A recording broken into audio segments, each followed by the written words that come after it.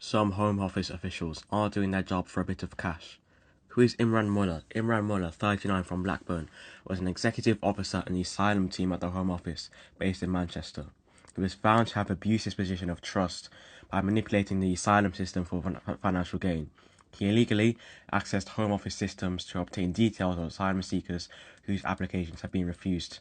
He contacted Nur Amin Beg, who was 23, from Bangladesh, and his asylum application had been refused. Muller then accepted £3,500 in bribes from Beg over several months, and in return he breached policy to allocate Beg's case to himself and then granted the asylum application. Muller also attempted to extort money from a Turkish national who is awaiting a decision on his asylum application.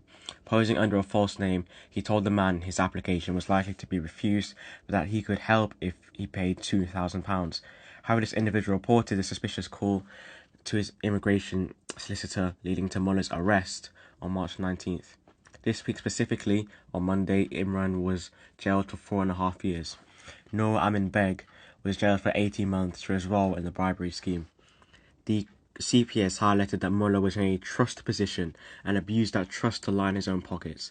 They emphasised their commitment to stamp out corruption within the system. The case has drawn attention to the vulnerability of the immigration system to corrupt individuals and the efforts to maintain its integrity. Hungary, under Prime Minister Viktor Orban's Fidesz party, has been making headlines this week for its intensifying crackdown on both immigration and prevalence and power of gays in the country, particularly in relation to the upcoming Budapest Pride March. For instance, his Fidesz party has proposed amendments to Hungary's constitution that would allow for Hungarian dual citizens to have their citizenship suspended and be deported if they are deemed to threaten Hungary's sovereignty or national security. It has created serious concerns about the arbitrary revocation of citizenship. Hungary also demands that civic groups disclose foreign donors, and Orban frequently decrees NGOs as a shadow army.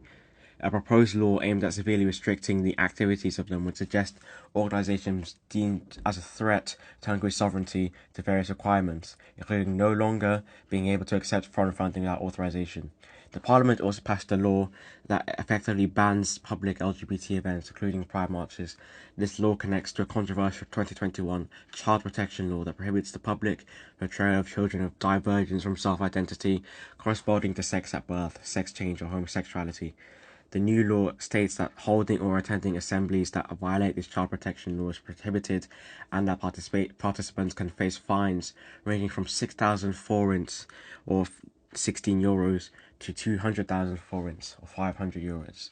The European Commission condemned the law as violating fundamental rights. This week, the assisted dying bill passed a crucial stage in the UK Parliament, marking a potentially historic shift in social policy. There was a historic vote in the Commons.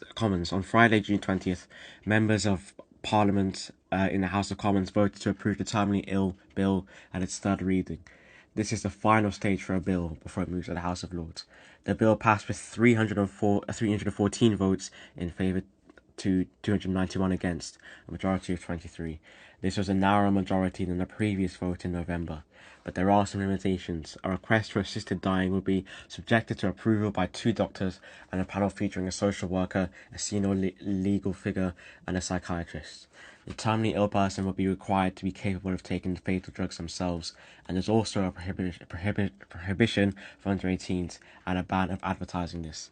All in all, this is a major step, which has no doubt received a lot of criticism and approval. The UK economy is projected to grow at a slower pace for the remainder of 2025, despite a relatively strong first quarter. This is because of high employment costs. There's been an increase in employer national insurance contributions, reductions in secondary thresholds, and the rise in the national living wage in April, and these have significantly increased firms' labour costs. This is particularly impacting sectors like hospitality and retail, leading to weaker hiring and investment plans. There's been weak business investment. Business investment is expected to be held back by these higher labour costs and ongoing global uncertainty. Survey suggests a noticeably gloomier picture of investment, with firms expecting to reduce capital spending over the next 12 months to the greatest extent in nearly 5 years. And there's been a loosening labour market. The Bank of England's Monetary Policy Committee, or MPC, noted that the labour market has continued to loosen, highlighting a trend of declining demand for labour. This week marks a significant victory for homelessness charities and advocates in the UK, as the government has formally announced its intention to decriminalise rough sleeping by repealing the Vagrancy Act of 1824. This is a long-awaited and widely welcomed policy shift. The Vagrancy Act is an archaic 200-year-old law that made it a criminal offence to sleep rough or beg in public spaces in England and Wales.